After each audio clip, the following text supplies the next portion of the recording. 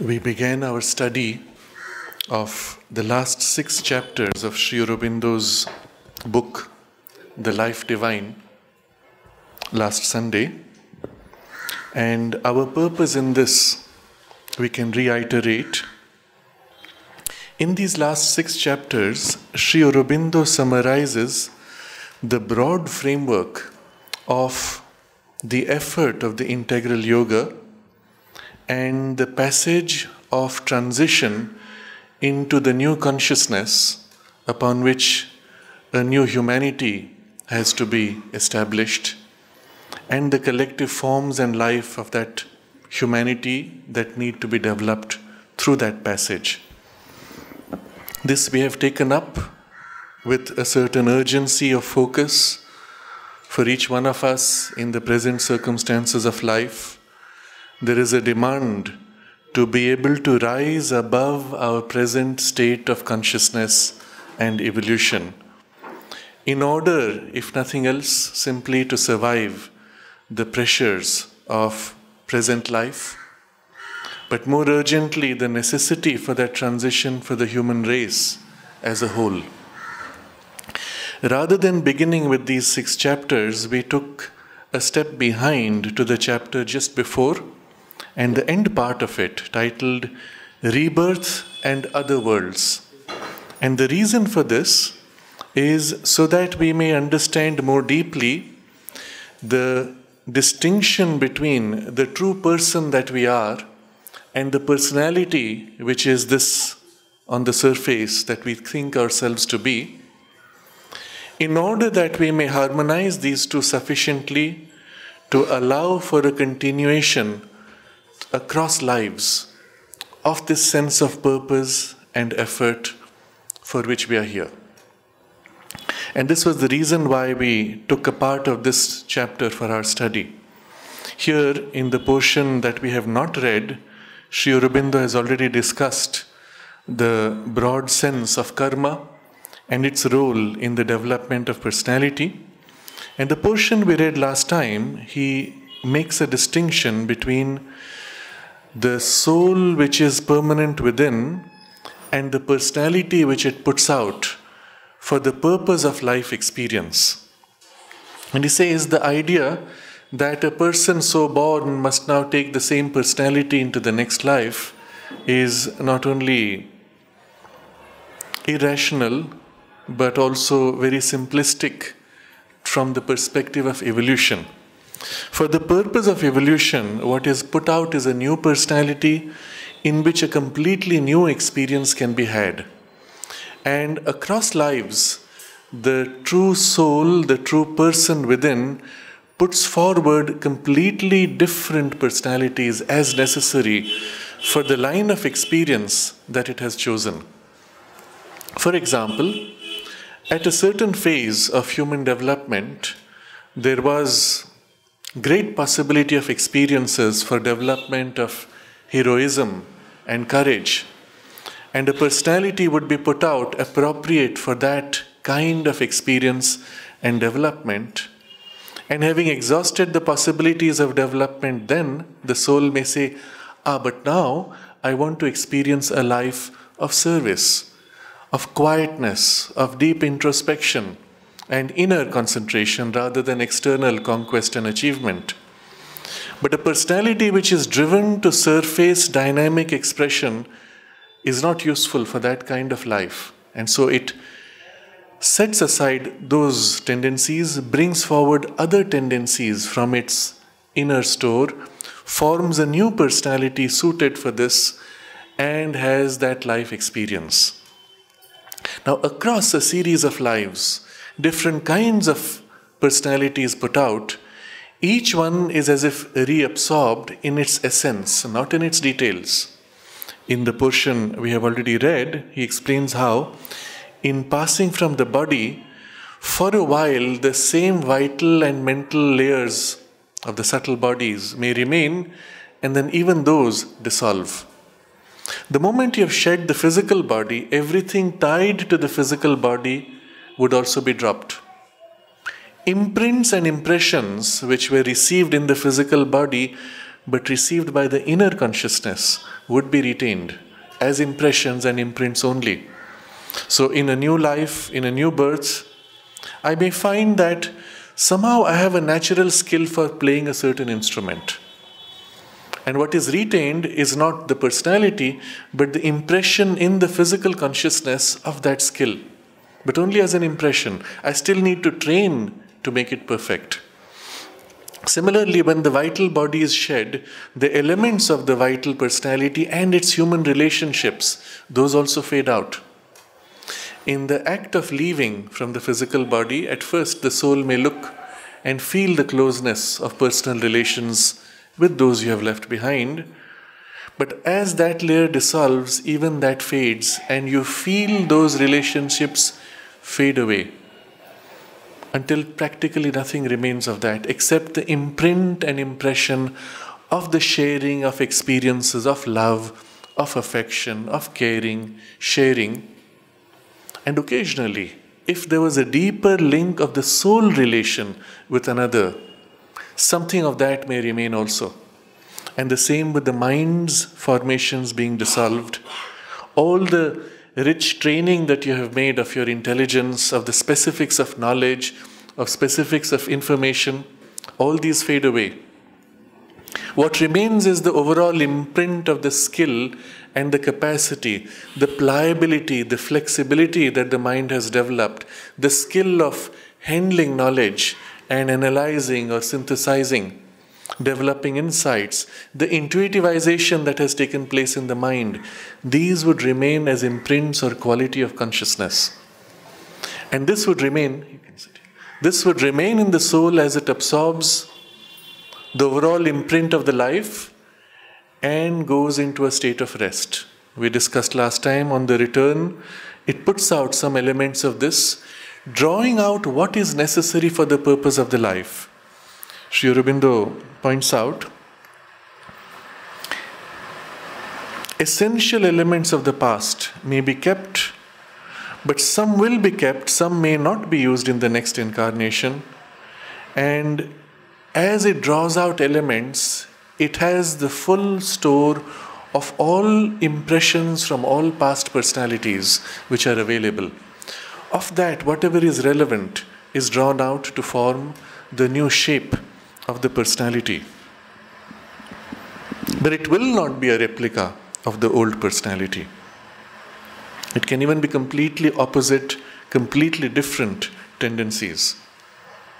He says, for latent potentials may be ready to emerge, or something already in action but inchoate may have been held back in the last life, which needed to be worked out, but was kept over for a later and more suitable combination of the possibilities of the nature. Things like this, which were worked upon, taken as far as they could at that time, but then were left waiting for a greater opportunity, those come forward. As an example, if you watch children today playing with computer screens or tablets or mobile phones, it is surprising at the pace at which they pick up the skill of using these devices, and what older adults find difficult to learn, they catch on their own without you needing to teach anything. It shows that at some past stage of human development, the possibility of the mind rapidly using such devices or developing such skills had been taken as far as it could with the tools available then, and now that possibility comes up with new terms, new forms, new technologies, but the same skills rapidly developing, building upon the past to capture them. Sri Aurobindo has a very suggestive observation in the same text of the Life Divine, in its earlier chapters. He says, if you observe how humanity has rapidly picked up the power of the intellect in the last, let's say, 100 or 200 years, humanity as a whole, you cannot explain this merely by the current idea of small evolutionary steps. If you go back barely 200 or 300 years ago, the people who had developed the power of the intellect to some extraordinary degree were very few, and they were looked upon as an elite. And yet in the last 100 years, people coming out of traditions which have completely neglected or lost the training of the intelligence, they come out, and within a generation or two, suddenly you pick up the same equal skill of intellect as anywhere else on earth in large masses. How do you explain that? And he says you have to go back to an earlier phase of human evolution where the intelligence was taken to a degree of development similar to the present. And then it had moved on to an intuitive age. And in the intuitive age, something was left as if incomplete, and the human evolutionary surge dropped back to pick up once again and integrate with the rational mind. So what we pride ourselves on today as the modern development of intelligence, which you see so widespread, is only a picking up of something developed. And if you look at the cycles of time, it could be about 10 or 12,000 years ago, before that intuitive rise. And in fact, we are catching up with an earlier stage of evolution, if anything, except we are now more deeply integrating the intellect into the intuitive. And imagine what it means for the soul. We have prepared certain lines of experience then, and then they had to be set aside while other lines developed because of lack of opportunity. And then again it's brought forward, and those elements from 10,000 years ago come forward, other elements from the last 500 years, 1,000 years, elements relevant for the present. Almost all of us present here have had lives dedicated to a spiritual pursuit. We would not find ourselves so inclined with this kind of commitment if that was not the case. Those lives have been through ascetic phases of complete withdrawal from the world. They've been through phases of rich devotional outpouring of various kinds across many traditions or cultures or even religions. We have had phases where the same spiritual turn might have taken a very different form from the devotional, in taking a form of pure service or deep intellectual pursuit. And all of these elements, imprints, those tendencies of consciousness are as if they're behind to be drawn forward by the soul in forming the present mold of the personality. How much is available would determine the richness of possibilities in this lifetime. It doesn't mean everything is brought forward. And here we come to a very important idea that he says, all the past is indeed there, but its accelerated impetus and potentialities for the formation of the future. But all of it is not ostensibly present and active. So it's all there, you don't have to bring it all in front. This ostensibly present and active, it's a very interesting word. If we view it in the modern understanding, ostensible is what you put up as a front, as a pretense, as an appearance, but not what is real. What is pretentious but unreal as compared to what is behind. But if you go to the root, and Sri Aurobindo, remember, is a master of Greek and Latin, you have to go to the root of the word ostensible, and it comes from the Latin ob and tendere, that is in front, extended, stretched out. Now you read the same sentence, ostensibly present and active, stretched out in front. So from the personality's side, all this is behind, and stretched out in front is a selection of possibilities, which forms your present personality, to which is given an accelerated push forward for future formation. Remember, from the soul's perspective, the past does not matter. What matters is what is developed from it, relevant for the future. And he will be discussing this shortly. But for our purpose now, for this life and the work to be done, the rich base built up is essential. And he gives you now an extraordinary statement. It's a rich and complex statement with 4 different characteristics that he describes, all of which prepare us for the new breakthrough in evolution. The greater the variety of formations that have existed in the past and can be utilized, first. The more rich and multitudinous the accumulated buildings of experience, second.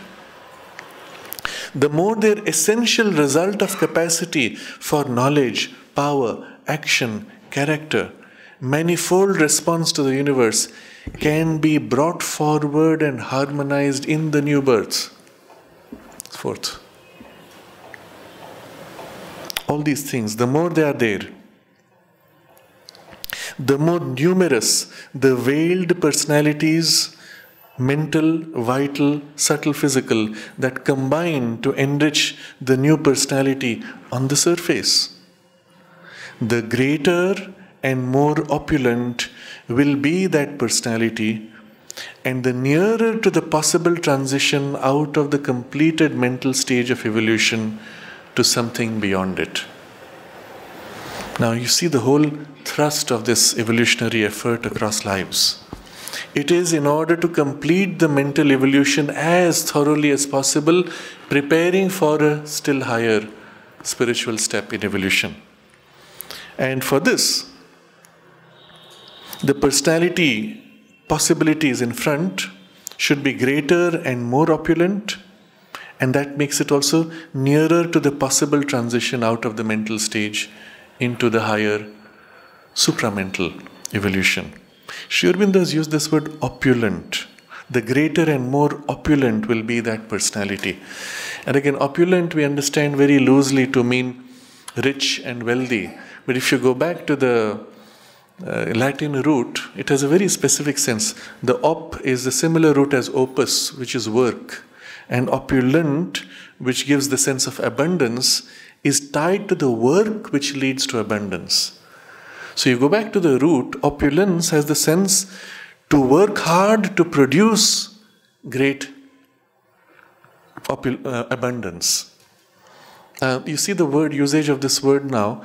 All the work of the past is that hard work. How many millions of years perhaps that the journey has been going on, of which we remember nothing here on the surface. All that hard work is behind working or present now to produce this rich possibility in the present. And so let's review what are those large 4 facets that he describes which make us ready for the new step in evolution. First, he said, the greater the variety of formations that have existed in the past and can be utilized. So it would be quite a meaningless journey if the soul had kept a very narrow range of possibilities. If you look at your personality today, and that's the limitation of the personality, you fear so many things. If you were asked now, would you like to go bungee jumping? Would you like to go climb Mount Everest?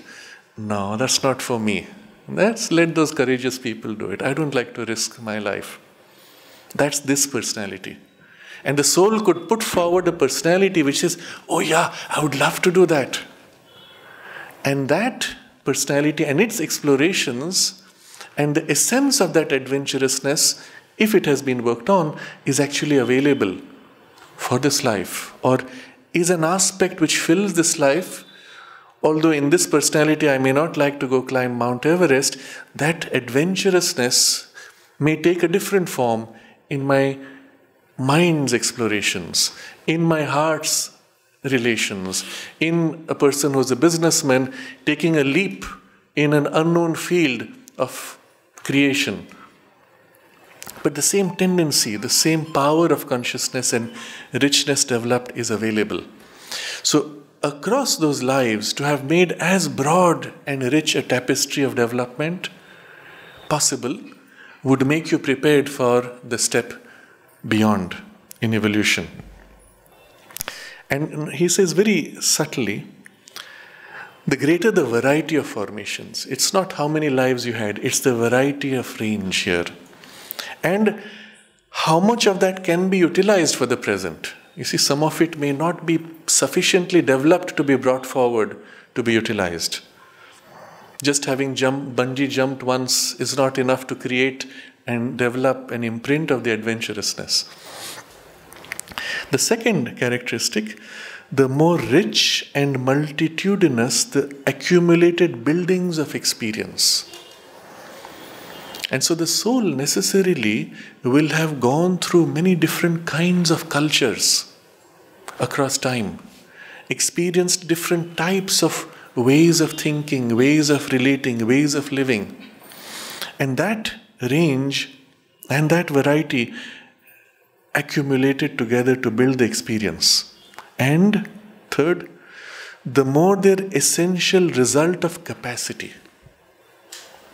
I may have gone through a very hard life, but have I developed the capacity now to overcome in the face of challenges?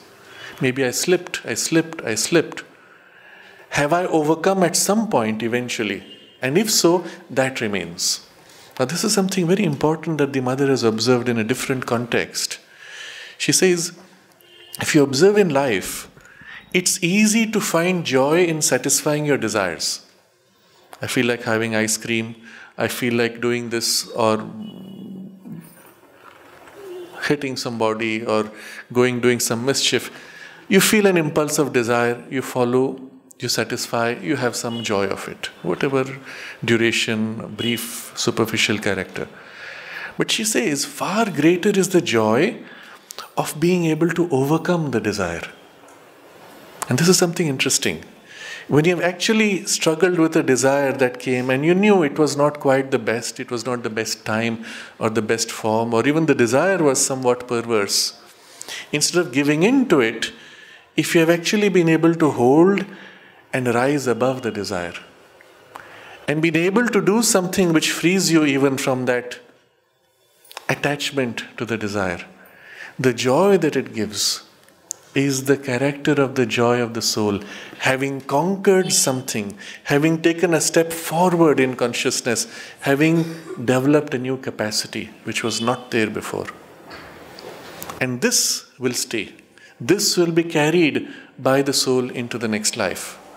The momentary satisfaction of desires has no value in itself and will leave no imprint that is worth keeping.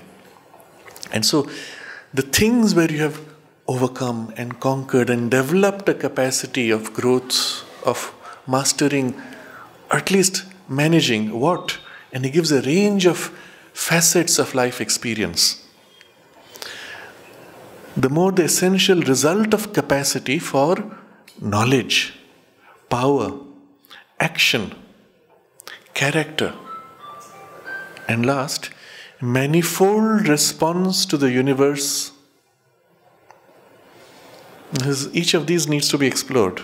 The capacity for knowledge. Now, all of us have a capacity for knowledge. How much is that capacity? You will, of course, go back to the stage in school where most of us ended up spending a lot of wasted time because of the nature of the system of education. And if there you got poor marks, it is not a measure of your capacity of knowledge. That's only a measure of your memory.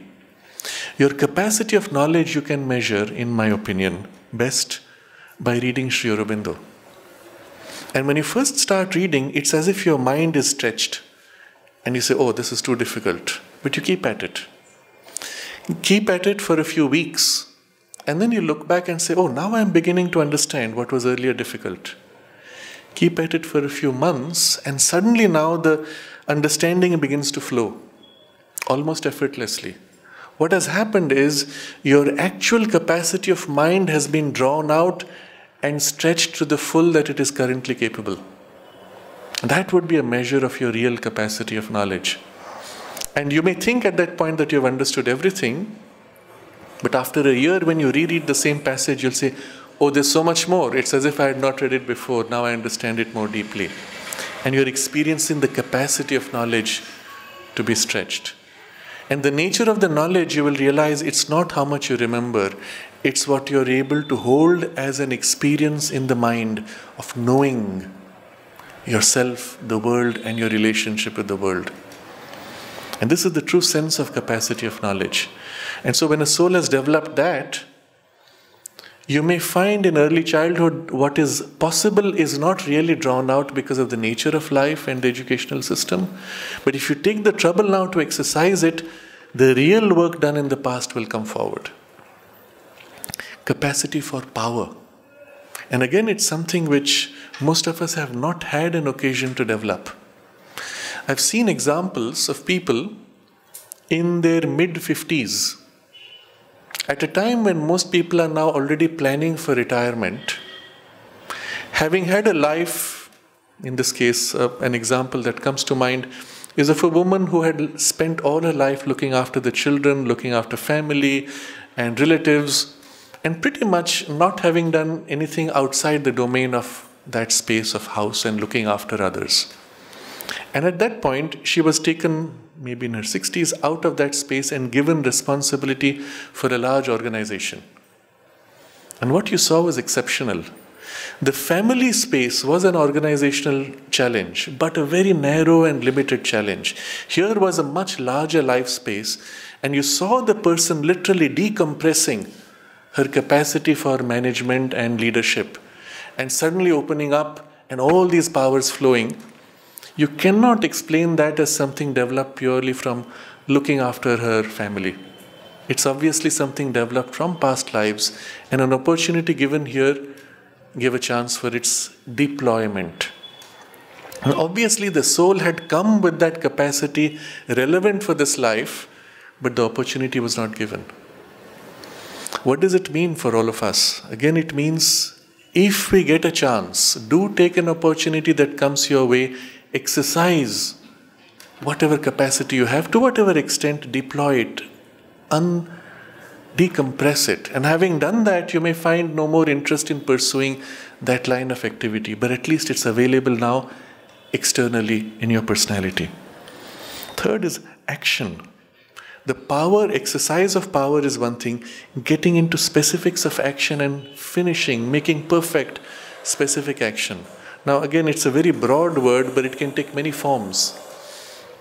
I remember a child who came here at the age of 2, and there was a lecture here, Panditji was giving a class, and many people had put their slippers outside, and this 2-year-old girl, she couldn't follow what was being spoken, so she wandered around and by the time we came out, we saw she had arranged all the slippers and shoes in a neat row, beautifully. Now what is it as an impulse in a 2-year-old child that wants to arrange slippers neatly? And obviously it's something coming from the past, a sense of aesthetics, a sense of order and harmony, and spontaneous expression of organizing it, manifesting it. It will be an aspect of the Mahasaraswati temperament which comes here. So you may see here Maheshwari, Mahakali, Mahasaraswati action in the aspect of action. These are all facets or the fourfold powers of the soul which have been developed to whatever degree in the past.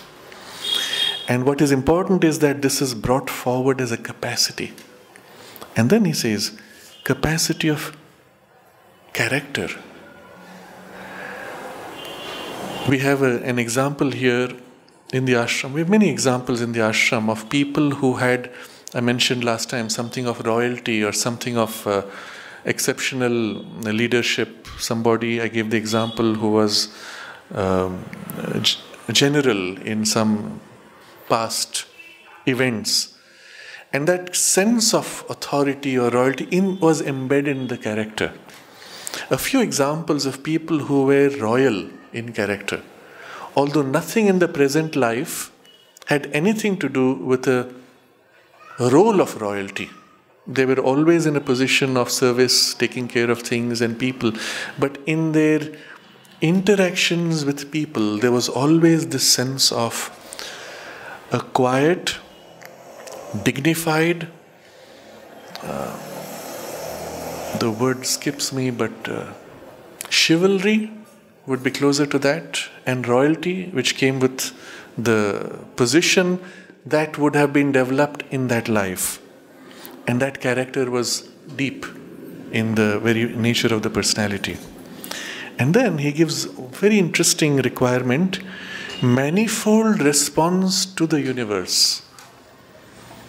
If you look at it from the soul's perspective, every time that you enter the birth, what are you entering?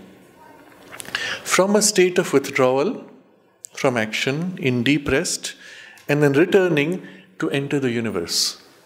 And entering the physical universe, it's as if you are faced with the challenges of all the other levels. You could have entered only in the mental part of the worlds and had a limited experience. But entering the physical world means everything here is embedded. And what are you facing? The whole universe. And what's the soul's journey? Wandering through the experiences that the universe throws at you. And as it wanders, utilizing those experiences for its growth and for its service to the divine unfolding or manifestation in the universe. And that's all there is to it. Growth of your consciousness, growth of the divine consciousness in the world. In what? The domain is the universe. And the things thrown by the universe are as if opportunities or challenges. What kind of response can you give to those challenges? If you look at a less developed personality, it may look at this and feel overwhelmed and choose to narrow itself to a very small band of possible response and engagement. Or a more developed personality in a larger capacity will accept all the challenges thrown in, or a large part of them, and be able to respond appropriately to each situation that comes. And such people will naturally take up a role which has a significant influence in human affairs. It's as if you can throw anything at them and they will find a way to respond and appropriately as necessary for that situation.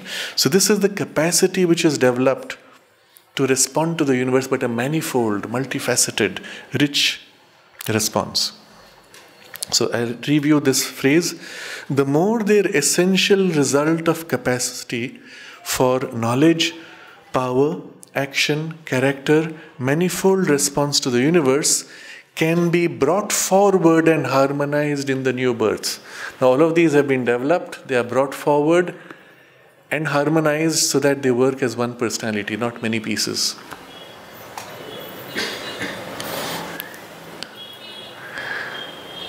The greater, and then the last fourth, the more numerous the veiled personalities, mental, vital, subtle, physical, that combine to enrich the new personality on the surface.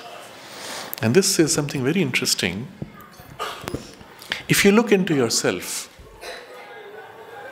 you will, and if you're asked to describe what are all the different facets of your personality, you may say, somebody may say, oh, I am a painter, I am a musician, there's a part of me that loves this play of music. I may not be skilled in this lifetime, that doesn't matter, but what are the facets? Oh, I'm an adventurer, I'm a scientist, I'm inquisitive, I have this fascination with mountains, I have this fascination with flowers, whatever specific aspect. Each of these may be a facet of personality developed across lives. How many richly formed personalities are there within you? And some of these may be very specialized. They may have to deal with things of the mind. For example, in the mental personality, I may be a scientist with a very mechanistic exploration. Or I may be a computer programmer which is completely non-mechanical in its expression. Or in my mind, I may be a philosopher, and it would be a different aspect. So within the mental, there are facets of personality. Within the vital nature, again, there are facets of personality. Strong leadership, or simply lone adventurer, or networker, or in the subtle physical also. It's a very important suggestion here, that at the level of the physical body, the things that you develop primarily are held in the deeper layers of the physical, what Sri Aurobindo calls the subtle physical or inner physical. And that's where you build certain facets of personality. In fact, these facets can also influence the form of your body when the personality takes birth. Occasionally you will see there is in the family a strong resemblance across everybody, and one child stands out to be completely different in personality. And often it's because the soul can bring an element of the physical consciousness developed and imprint that into the fetus and into the physical form also. But there are elements like this of skills in the physical body or turn of the physical consciousness which also form distinct personalities. All of these can be brought forward. So the more numerous the veiled personalities that combine to enrich the new personality on the surface. Now it's not enough that you have had many, it's that many can be brought forward now and combined. So this makes for the last characteristic. I'm reminded of an interesting example, and this is from Sri Aurobindo's Record of Yoga. These were diary notes that he was making. And as part of those papers, there are a series of papers where he, for a while, experimented with automatic writing. And his conclusions are interesting to notice also, but just that during the automatic writing experiments, the people would gather around him and they would pose a question and there would be a message that would come. And one of the messages which was coming from a certain entity, it was speaking of the passage between lives and the personalities that the soul can bring forward. And as it was being asked about specific individuals, it would describe, oh, so-and-so has so many personalities. And then somebody asked, what about the mother? And its response was, she has so many personalities, more than 300 personalities. And I believe it was during one such thing that the mother said no, and then the whole thing stopped. But what was interesting was the number which was given to others was 12, 20, and then when it came to the mother, it was 300. It was something very big. Now, I would not give too much importance to the specifics of the number, but that there was this enormously rich, 10 times more or 20 times more than a normal person. And that shows the richness of what was brought forward. Now, the more rich possibilities are brought forward, the more Sri Aurobindo says we are now ready to complete this phase of evolution. The greater and more opulent, you see all the work done leading to the richness, will be the personality, and the nearer to the possible transition out of the completed mental stage of evolution to something beyond it. For all of us present here, we have to take this as relevant for us. We would not be here otherwise. If the soul had a choice and it recognized the need for developing further personalities or facets of its exploration, it would take a life which had that specific focus. That it has chosen a life where it is attracted to a broad, not only spiritual development, but a large fulfillment of the spiritual potential, is itself a sign that we are ready for the leap in evolution. Such a complexity and gathering up of many personalities in one person can be a sign of a very advanced stage of the individual's evolution, when there is a strong central being that holds all together and works towards harmonization and integration of the whole many-sided movement of the nature. Now, again, when we say many, the many can be relative, but the point is all those many are brought together. But he says it suggests also that there is a strong central being. Now, Sri Aurobindo's vocabulary here, central being, is that aspect of the self which presides over the development of the soul's evolution. It is the self, the one self. There is only one self.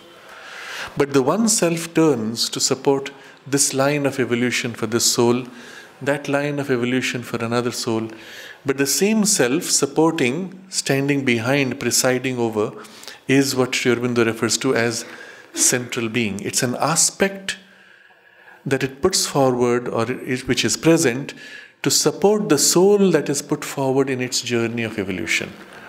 And each of these different outlooks of the self is as if supporting the journey. The station of the central being is above the head, where the individual consciousness opens to the cosmic, and from there it holds together the whole personality and presides over the journey across lives.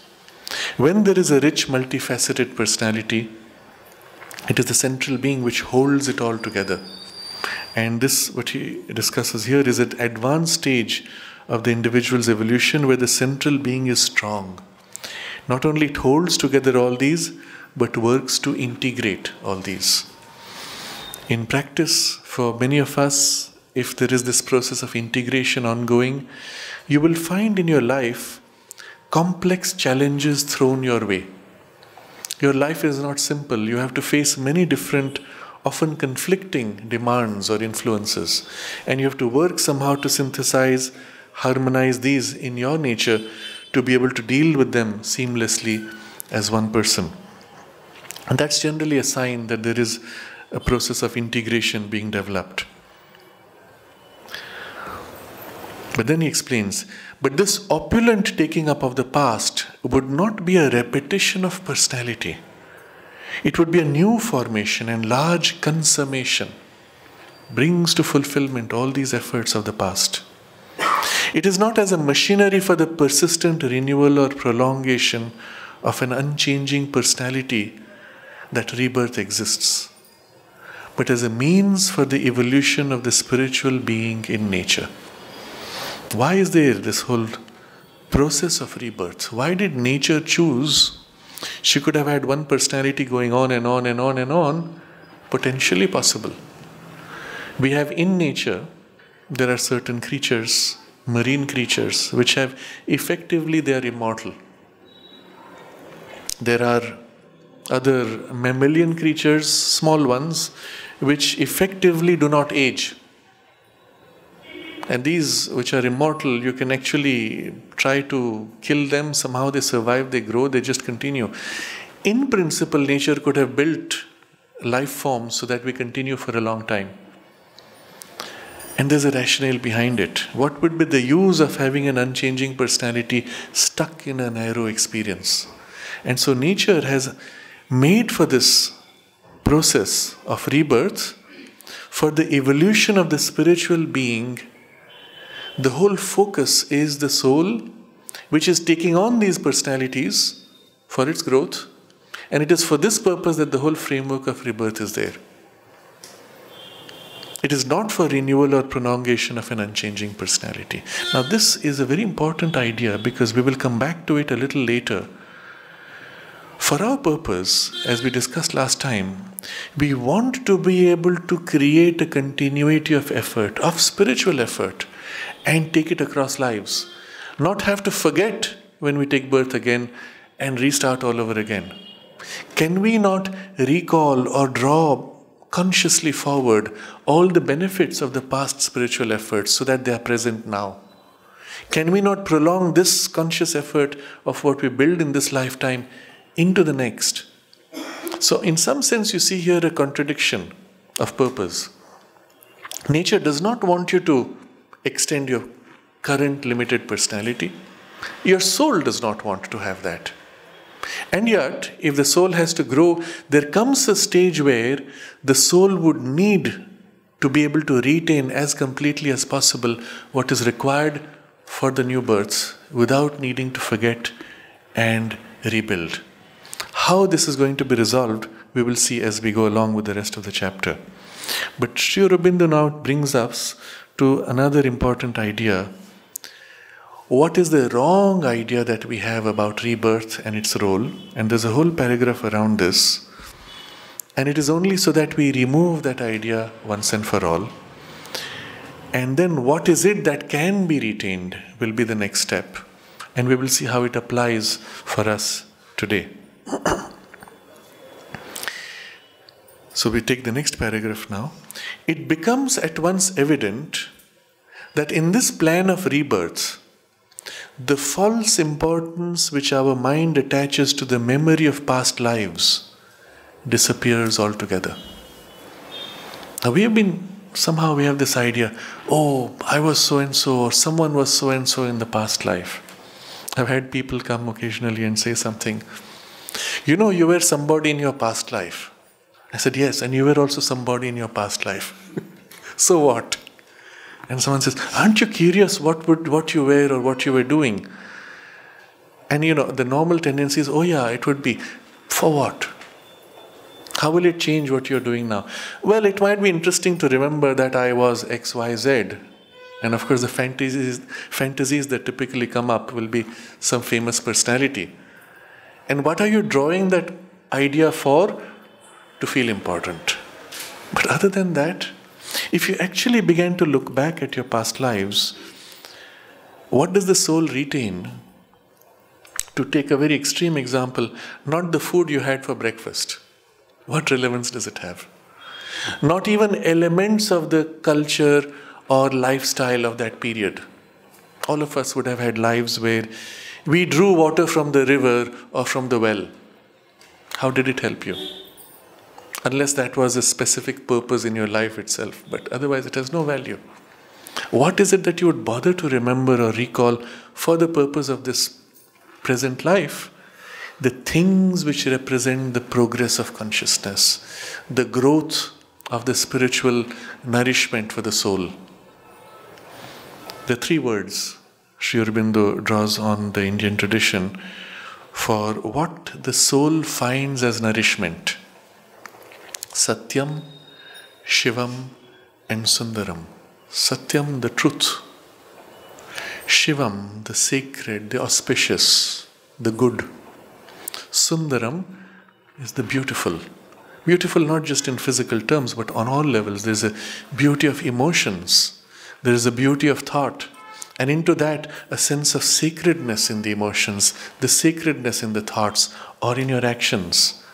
And when that sacred thought, emotion or action is dedicated to serving something which is true, to spreading the good and the beautiful of the divine presence, things which lead to that growth, those are the things you will recall.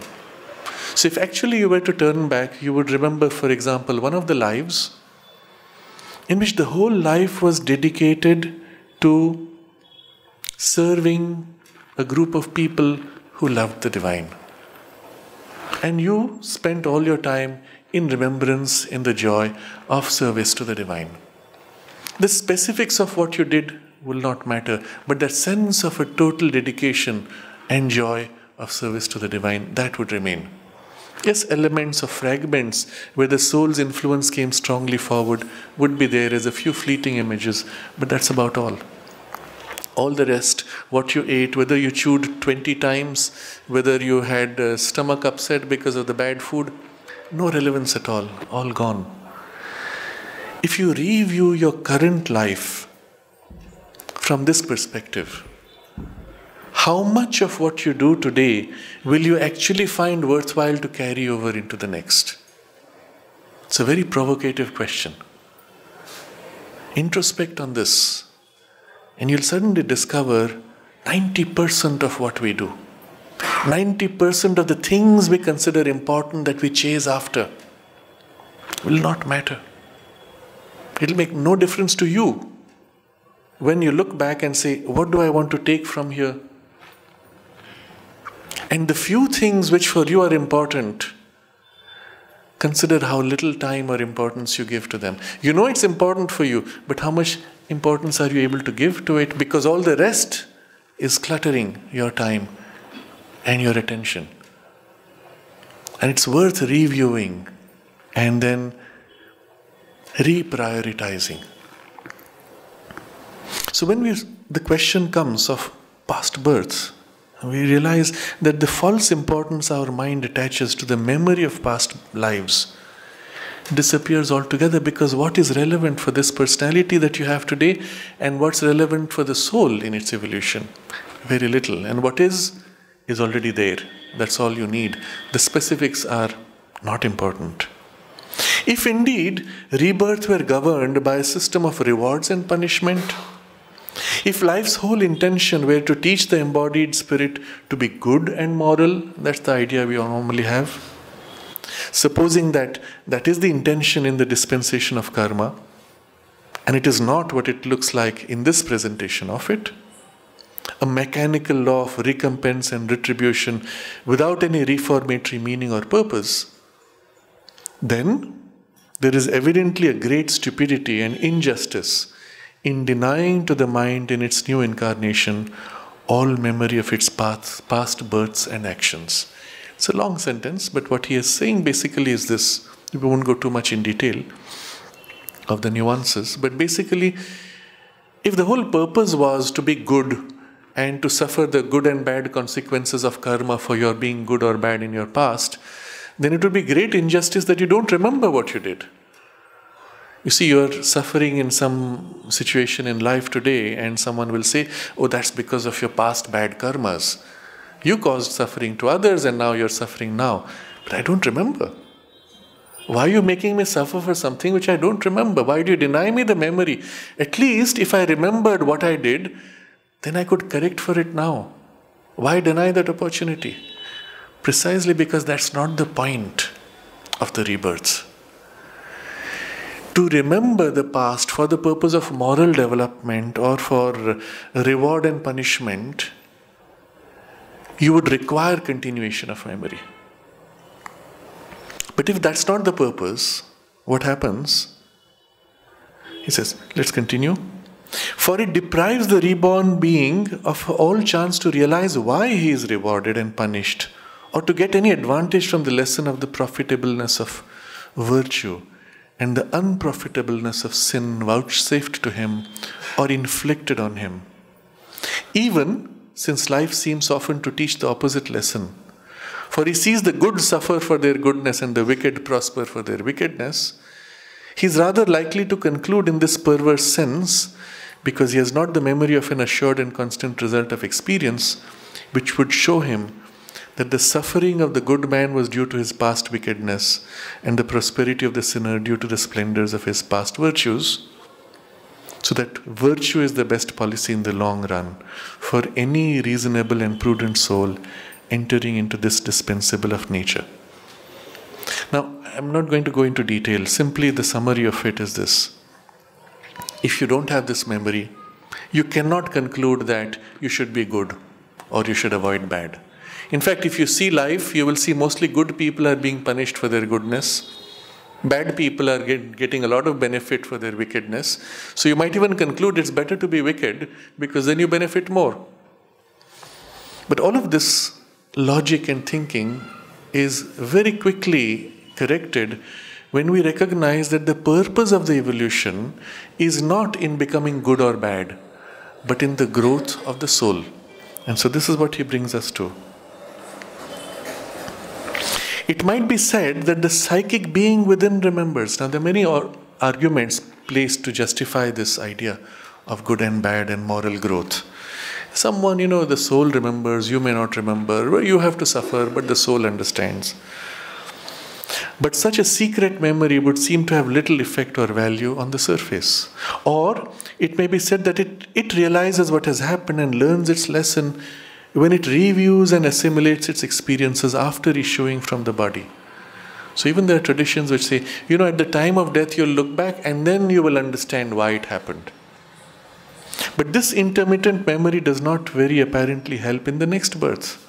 For most of us persist in sin and error and show no tangible sign of having profited by the teaching of our past experience. So we continue the same thing, it's not helping us. But, now if we change our perspective, but if constant development of being by developing cosmic experience is the meaning, and the building of a new personality in a new birth is the method, then any persistent or complete memory of the past life or lives might be a chain and a serious obstacle. It would be a force for prolonging the old temperament, character, preoccupations, and a tremendous burden hampering the free development of the new personality and its formulation of new experience. Now, if we shift the perspective and we realize the whole point of the rebirth is for the constant development of being by developing cosmic experience, that's the meaning of your birth, and the building of a new personality in a new birth is the method of this development. Now suddenly the picture changes. For this purpose, any memory of the past life will actually become a chain. It will pull you back. It will prevent you from the new development and experience. And he lists what are the things which will come in the way. It would be a force for prolonging the old temperament, character, preoccupation. Now, three things. Your temperament is the tendency of your personality. Now, as we saw some examples earlier, the heroic tendency to rush into action would be a problem if now your role is completely different. Or the tendency to quietude and introspection would be an error if your role demanded that heroic action. But that memory of it would actually bring back all that tendency. Or character. In your character, there's a tendency to get upset, to get angry, to pick on little things. I don't know if you have seen this, but it's an example that comes to mind. Often we see in human personality certain types who are picking on little things. Anything you show, rather than enjoying the whole, they'll pick, oh, that's not okay, this is not okay, that's not. And you would wonder, hey, I didn't even notice that. I was enjoying the whole thing so much. Very often you'll find people who have been accountants or whose work in life was accounting, where you have to pick on little commas, little numbers, totals not matching. In your total of the year, there is a 5 rupee missing, and trace back to the one bill which was missed by that one person 6 months ago. To trace back little details and to bring them into. But the whole focus is looking for flaws. Now this can actually shape the character to such a degree that now they're out of that job, they're living a normal life, but that habit of the mind to pick, to criticize little things and miss the whole joy of the whole because the mind was so fixed. Character is nothing but the personality which has got rigidified in tendencies. Into this we may throw certain kinds of vices. If you had in the past a strong vice, even an addiction of some kind, let's say to smoking, and you were fighting, unable to free yourself from the addiction, the memory of that returning will bring with it the full force of the addiction. And imagine now as a young child you take new birth and the memory of that comes with this force, what do? And you're fighting it all over again. What's the point of it? And then preoccupations. I may have spent an entire life doing something which I enjoy very much, let's say painting. And now I take a new personality, but how can I let go of my favorite pastime of painting? You're denying me in this new life pattern that comfort or that joy, and it binds you. So anything like this continuing would be, he says,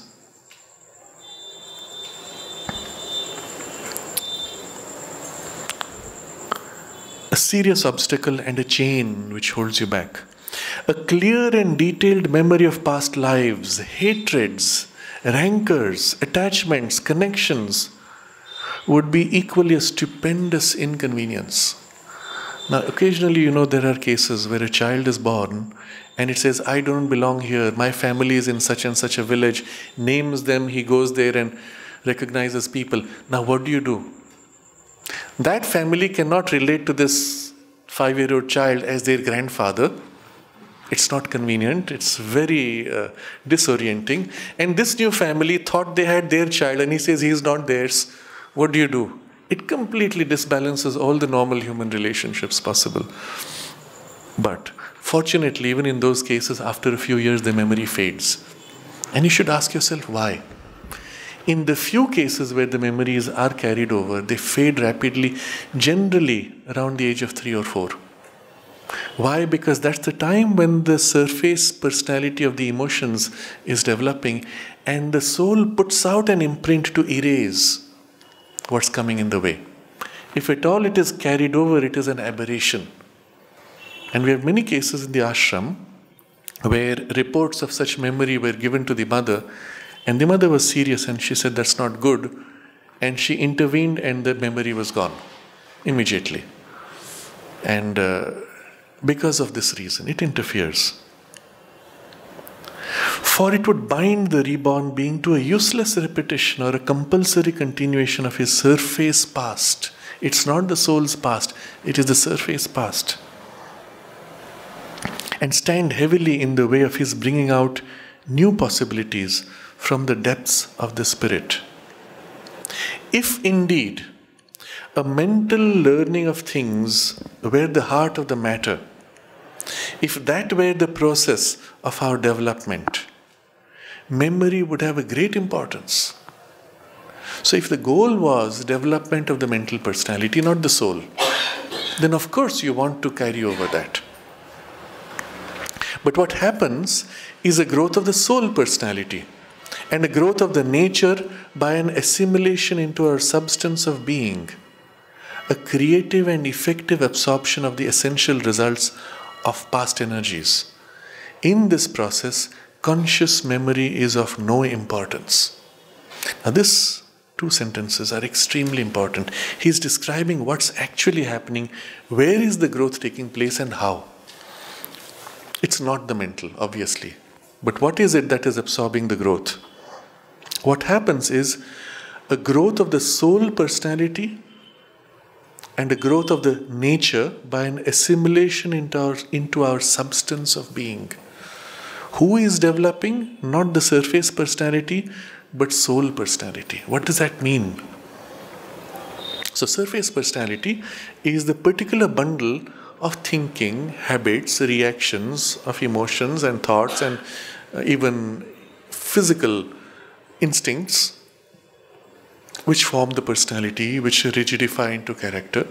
But what is inside? Now, if we all start a process of introspection, and I ask you to tell me, what kind of a person are you truly, not the way people know you, but the way you know yourself within, or the way your best friend in life, who truly knows you, would describe you. What kind of a person are you there? And now suddenly you will have a very different description. You will say, I'm actually a sensitive person. I'm very loving. I'm caring. I want people to be happy. I want to be of help. And all the things you will describe will be good soul qualities or soul tendencies. And then after that, in inner introspection, I'm artistic, I'm creative, I'm kind. You will say, but because I'm sensitive, I get upset when somebody does this. Because I am artistic and I enjoy beauty, I get angry when somebody doesn't keep things neatly. And the but is important. The surface personality reacts and has patterns which are completely contrary to the inner. And sometimes the surface reaction is because of the contrast with the inner. I want my space to be happy and joyous. And I find the assault of life to be overwhelming, and I shrink and I push back hard to protect my sensitivity. You see, a lot of little children who are sensitive in the heart will become extremely rebellious when their parents impose upon them. Too much domination, too much imposition, not enough free space to unfold your own soul's joys and aspirations. And the child becomes rebellious to a degree where everything is no, no, no. And the same child taken out of that space and put in a free space and just allowed to flower begins to breathe. And then little by little the deeper parts of the personality begin to deploy. And all of us face this to different degrees, if nothing else from life, if not from people around us. We feel ourselves overwhelmed and we create these layers to protect. So we recognize here already two layers of personality. There is this personality which you will say, look up my LinkedIn profile. I was manager of this, I was assistant of that, that's your career. It's not your personality. Okay, what's your personality? I like this, I don't like that, I get angry with this, I'm happy with that, I enjoy reading books, I enjoy climbing mountains. No, that's not you. What are you? And now you go a layer deeper within and you find all these beautiful things. They are the first reflection you can access of the soul's personality. But it's still a reflection, it's not the soul's personality. Behind that, deep within, in the stillness of your heart, is the actual soul's presence and the particular personality that it has formed. So what is growing? He says, what happens is growth of the soul personality and a growth of the nature, the soul's nature, by an assimilation into our substance of being. How does the nature, inner nature, grow? Well, let's look at what's happening externally when your nature is growing. Over the last 5 years, maybe I have learned the skill of playing piano. Over the last 10 years, I have learned the skill of, let's say, my intellectual powers of argumentation or discourse or presentation. Over the last 20 years, my body has developed in its capacities. I have become stronger, more agile and more skillful in juggling and doing cartwheels. Now, all of this would be development of your nature on the surface. You shed the body, a bulk of this just drops with that. What would remain in you? Again, we look back at an example. When you went through your training in school and all that you studied of mathematics or geography or history or whatever else that you specialized in, what remains of it? This is a question I often ask to children when they have just finished an exam in school or college. They finish their exam and I meet them a week or two later and I ask, what do you remember? And their response is, nothing. And they smile. What a relief to remember nothing of it. And yet something stays. You are changed by the very fact that you prepared so much junk information and knowledge, so much junk, but something remains as an imprint, a sense of history, a sense of what happens in earth processes, a sense of familiarity with numbers and a confidence of being able to manipulate them to some degree. You see, what's being retained is like a broad comfort and skill at a very essential level. And having been through that now, you know you can enter in life, and although you may have difficulties, you know that you have what you need to be able to deal with it. A child who has grown up in a space of very few people, in a village, let's say, of 20 or 30 people, now suddenly being brought into the city will be overwhelmed by the number of people, simply the sheer numbers. And you feel suffocated. But after having been in it for about a year or two and developed the skills of navigating around the city, taking the public transports, interacting with strangers, now he's absorbed in his personality the skill of being in a complex, crowded space. And you could then take him to a completely new city and he'll feel comfortable. Oh yes, I can manage. It's new, but I will learn. He has that confidence. So what you see absorbed is something at a very essential level, but which is building in the personality a capacity and a familiarity and an essential skill, not the specifics. So if I've played the harmonium and you take me to the piano, I can say, yes, I am sure within a few months I will pick up this. Why? Because there's a commonality of the essential skill. If you take me to play the flute, the fingering is completely different, and yet the familiarity with the sense of tones and the rhythms in which I play out the tones, that is there as an essential skill. So the flute will take me now maybe 3 months to master instead of 3 years to master.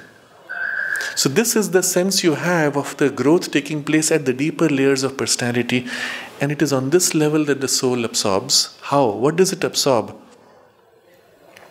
growth of the nature by assimilation into our substance of being. I have become a different person in my substance. This shift in the character, quality, consciousness in substance is the growth taking place, not the informational content. So you learned in your examination all those facts of names in history, you regurgitated for the exam, 2 weeks later you've forgotten everything. The facts are gone, but the substance in the mind of the sense of history, the sense of time, the sense of cycles of events and their influences as they impact and form modern society, the general sense of it is retained in your mind. And deeper and deeper levels, the sense of familiarity with things will not come through the reading of history, but of watching movies, of going into spaces, of interacting with people. That will lead to that shift in the substance and the growth in the substance. I worked for 2 years, let's say, in China, for 3 years in Russia, for 2 years in Finland, and for 5 years in South America. I'm actually quoting somebody who went through a passage like that in his business leadership. And he says, I have a good sense of the feel of humanity. Where is this good sense of the feel of humanity held in him? Not in the mind's memory. You could erase the memory, he will still be the person that he is. He can meet any situation with confidence and adapt to any complex cultural variation. It's held at some deeper level, more essential. And it is from that essential level that it is absorbed into the psychic being as a substantial change of the personality. So, let's reread this very brief sentence. What happens is a growth of the soul's personality, of the soul personality, and the growth of the nature by an assimilation into our substance of being. I'll give another example. You have been, let's say, to meetings where you met many people, or you went on a holiday to a new space. And immediately as you come back, if somebody asks you, well, how was it? You will say it was exciting, it was nice. What did you learn? And if you're a deep person, you will say, I'm still processing it. I'm still assimilating. I'm still absorbing the impact of that rich experience. How long does it take you? You'll notice sometimes days, sometimes weeks. You come back into your normal life, you're sucked into routine, but then a weekend, when you're free, you sit back and spontaneously your mind goes back to those experiences and something begins to deeply absorb, assimilate and settle into you, shaping from inside out. And maybe a month or two later you will say, oh yes, now I can look back and that was such an enriching experience. I have grown as a person. I am a different person. In what way? You'll still find it difficult to get words to describe it, but you can feel it. That is the change in substance of consciousness, of the personality of the soul. So he uses not soul's personality, but soul-personality, soul as personality. Into that the substantial change. The creative and effective absorption of the essential results of past energies. Now this is the next phrase. Creative and effective absorption of the essential results of past energies. Everything done, the essential result of it is absorbed. How? 2 words. Creative and effective absorption. Now, if you read casually, you will gloss over these words and not realize how important they are. What is creative absorption? What you absorb creates something new within you. You become something more. You become even someone else. Having been through that period of intensive struggle, I have now come out of it, that passage is over. I have become a new person. That creative absorption. What is absorbed is not simply added on, it creates something new which was not there before. And effective absorption means what is absorbed now becomes effective in your life. Having been through that intense training, my whole personality now faces problems of life differently. My whole outlook to life has changed and I respond to situations differently. So now I'll reread the full sentence. What happens is a growth of the soul personality and a growth of the nature by an assimilation into our substance of being. A creative and effective absorption of the essential results of past energies. And because it's substance of being, it is what you are. You could erase all the memories, you would still be the same person. And this is something very important which we're going to see shortly, why it's important. In fact, when you look back at your life, especially if you've been in the body for long enough, memories of your childhood have mostly faded. Memories of your teenage have begun to fade or have become irrelevant. Even memories of what happened maybe 10 years or 20 years ago are beginning to fade. And if somehow there was a sudden intervention and all memories until today were erased, you would still be you because that's your being, the whole imprint of the consciousness that is your personality. And it is this which now remains at the level of the soul. In this process, a conscious memory is of no importance. You could erase everything, it does not matter, because what is held is at the level of substance of being, what you become as a result of those experiences. He gives an example now. As the tree grows by subconscious or inconscient assimilation of action of sun and rain and wind and absorption of earth elements, so the being grows by subliminal or intraconscient assimilation and absorption of its results of past becoming and an output of potentialities of future becoming.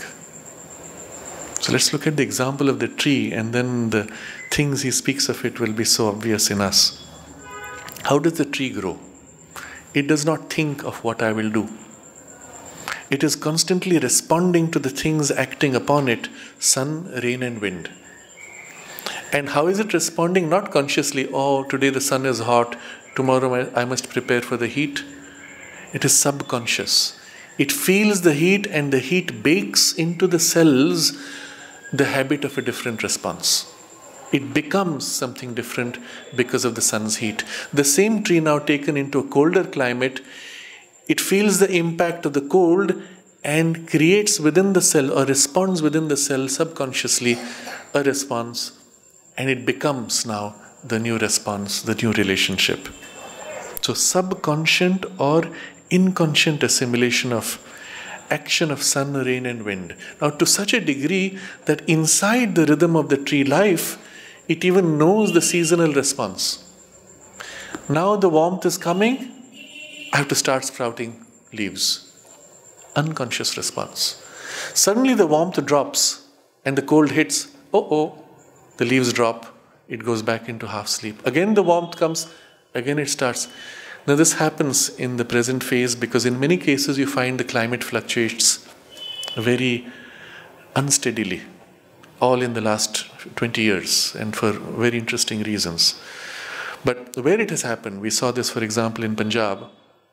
The cold ended, the winter ended, the warmth started prematurely, 2 months in advance. As it came up, the leaves began to sprout and suddenly the cold hit, it dropped the leaves. Again the warmth came up, again it sprouted 3 times. And the tree must have been confused. But in the being it has developed this relationship. Warmth comes, I grow. Cold comes, I go to sleep. And it's set in the rhythm somewhere. Some of these relationships are so deep subconsciously that you cannot even explain how they know. So you look at shells. In the sea, there are shells which open during high tide and then they close during low tide because the food comes during high tide and then it has to protect itself during low tide. Now these shells are synchronized to the local tides. Well, how do they know the water is rising? We don't quite understand, but let's say there is some mechanism. You take those shells out from the beach, take them inland at the top of a mountain. put them in an aquarium. So for a few days, they continue their cycle of opening and closing as they were in the earlier location. Then there's a kind of a hesitation, something happens, they are confused, and after a few days they get back to a new cycle, synchronized to the tides that would be at that location if there was an ocean there. Amazing. They are aligning themselves to something in relation to the moon. At what level? They are not conscious. Even we are not conscious of where the moon is. And yet at a deep subconscious level, where our energies individually are connected to the entire cosmos, we are plugging into, or we are influenced by all the rhythms of the cosmos, including gigantic rhythms which span thousands of years, are influencing us, even as the daily cycle of the sun influences us, and the moon, and Jupiter, and other planets. And they're acting at some deep subliminal, subconscious level, to the extent that the form and expression of the movement of this shell is actually taking place on top of a mountain as if there was an ocean there. All this is happening in the tree. And the absorption of earth elements, which makes for its substance. In the same way, the being grows by a subliminal or intraconscient assimilation and absorption of its results. Now here, he is not using the word subconscient or inconscient. You see, the tree as a being is fundamentally not mental and not vital. It is primarily physical and with a nervous physical development in evolution. An animal would have elements of emotional or limited mental development. In the human being, we have a complex mental personality, and the inner being is also much more evolved and awake. But where is the assimilation taking place? Not in the surface personality, at the subliminal, at the inner mind, inner vital, inner physical. The parts of mind which we are not conscious of. Take an example again. You went through, let's say, a very difficult passage of your life, and we have all been through such things. You look back at it immediately after the passage, you say, oh, I'm relieved, I'm out of it. That's all your mind is concerned with. But after 2 or 3 years, you look back at it. And then you say, oh yeah, now that I look back, I grew so much through that passage that today I am stronger, more mature, more capable, more skilled, whatever form it takes. And I'm glad it happened. If not for that, I couldn't be what I am today. At what level in your personality did you actually change yourself because of those experiences? Nowhere consciously. In fact, it took you a while to look back after 3 years to say, I have changed because of that. It happened at an inner level, subliminal. Now, the framework of personality Sri Aurobindo maps out.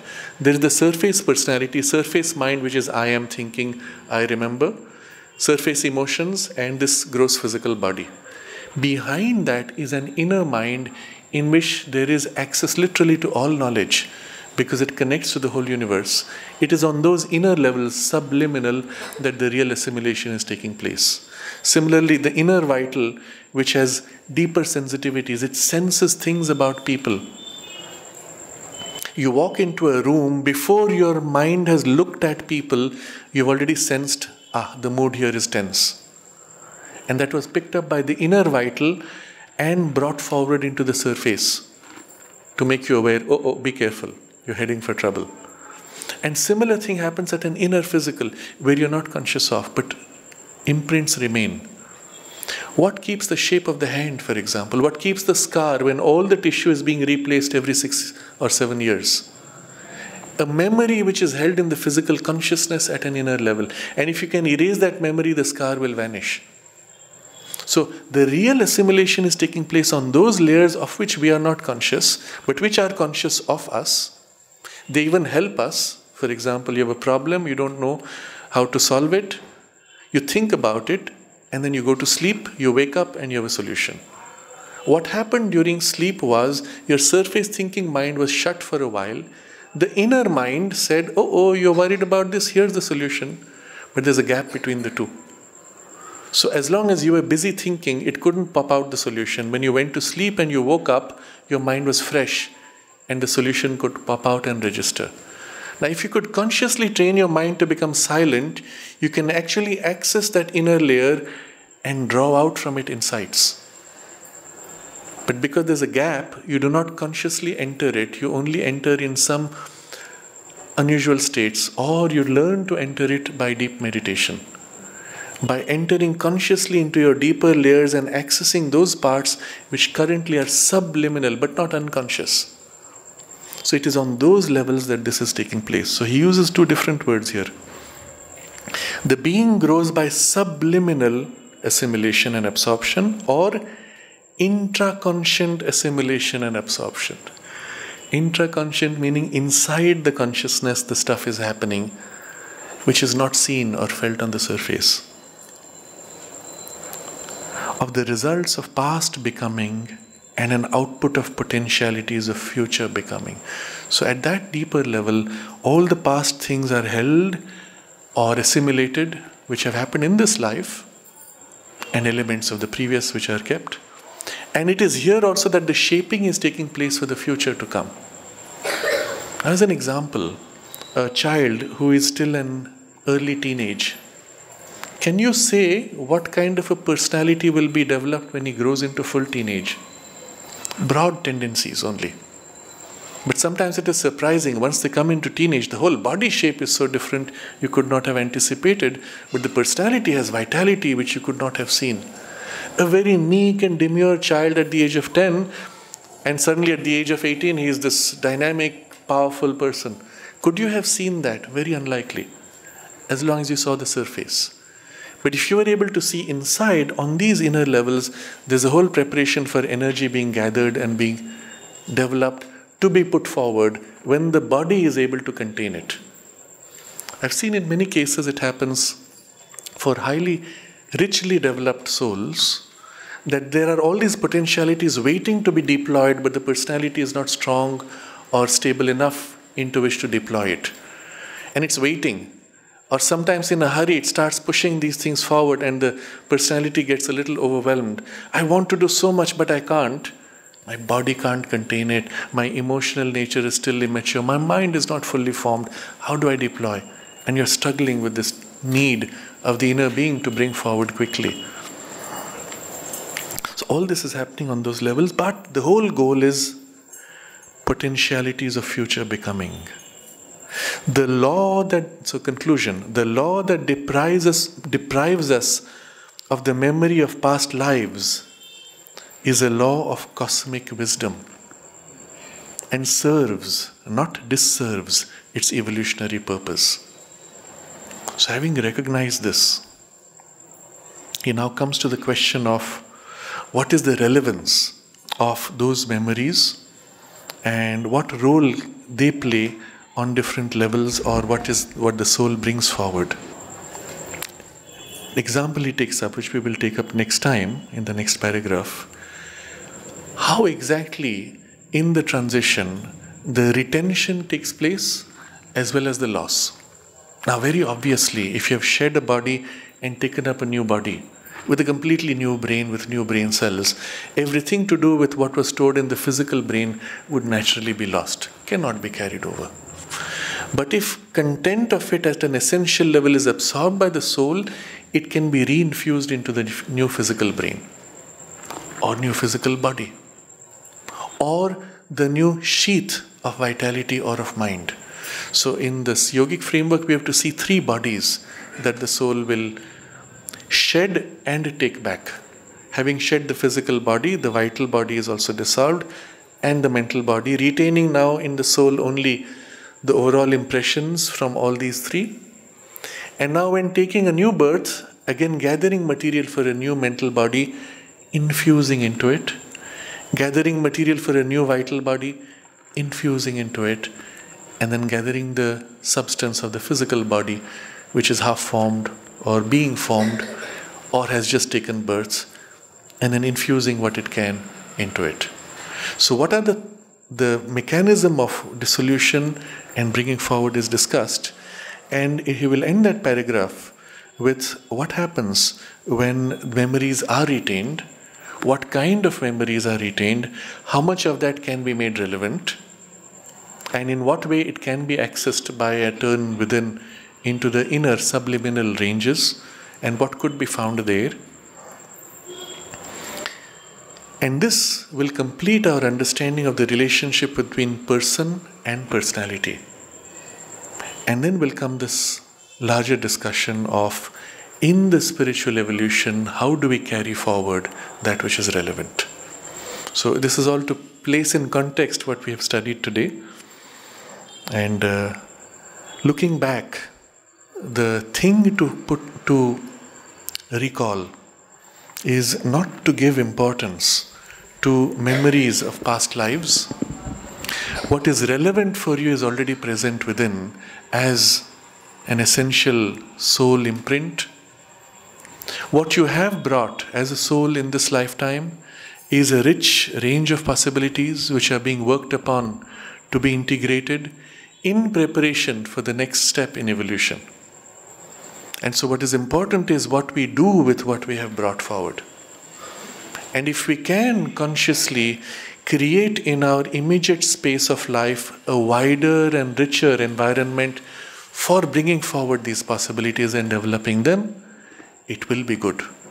It will be helpful. And if all the effort we make can be integrated with the soul's aspiration, then everything we'll do will become relevant for the larger evolution and taken into the next life. To the extent that it is not integrated with the soul's aspiration, well, those activities or skills developed will be useful for a while, but eventually to be shed as we shed the personality in preparation to take on a new personality. Review what is important. Review what you do in life which is worthwhile truly to carry, and give it greater time and energy. Over time, just thinking about it, becoming conscious, will lead to many rearrangements and realignments of priorities, until, as part of the cultivation of our spiritual life, we will bring in every single thing we do in the day into the framework of the life's purpose and the soul's aspiration. It is at that point that our life will have effectively put into practice the principle of karma yoga, bhakti yoga and jnana yoga, when everything in life is included in the scope of the soul's evolution and done for that purpose as a consecration to the divine, or as a way of fulfilling and manifesting the divine possibilities in us and in the world. Then our life will be most complete, and we will have something rich in growth to take forward and integrate with all the work done in the past. And this we can take as our reference for the transition that we are about to have, symbolic though, of a new year, day after tomorrow. Every life, or even within a life, we go through passages and phases where we have finished with a phase of life and we begin a new phase. Rather than waiting to take a whole new birth, what if we are able to do that every year, or at least every few years? And it is in this sense that we can prepare ourselves for the new year. Consider, and all this detailed description is helpful for that, consider all the gathering of growth of the past 1 year. Bring forward all that is essential in terms of growth of your being and your deeper personality. Set aside all the details of events. You got upset with somebody insulted you, somebody betrayed you. Doesn't matter. What matters is what you've grown from it. And when you start your new year, let it be for you like a new birth. Bring forward the new fresh personality, looking at all of life as a new beginning. Like a child. Everything is possible, everything is before you. Recreate, reform your life and your relationships. It does not matter that this person was nasty last year. It's a new birth and a new life. I'm equally loving and kind to everybody. Of course, the essential memory remains, this fellow is unreliable, stay within limits. But you don't stop loving, you don't stop caring, you don't stop being yourself as you would as a newborn child, fresh, free, joyous in exploration of your life journey. So we can consciously choose to make, to whatever degree, this transition, using the new year as a point of birth, or your birthday as a point of birth, but whatever, does not matter. What day it is does not matter. It's the Gregorian calendar, or it's the Hindu calendar, or any other calendar. The day is not important. The fact that we've all, as a humanity, pretty much settled on this as a symbolic transition gives to it a certain force, and we can use it as an occasion for a new birth. It's in this sense that the mother used to have, in the early days, a special meditation at midnight on the new year. Later that was not possible, so she would just give a message for the new year. And the goal was to be able to have practically a new birth and a new beginning afresh. We can meditate on this for a few minutes, and we'll continue the text next Sunday at 6 o'clock.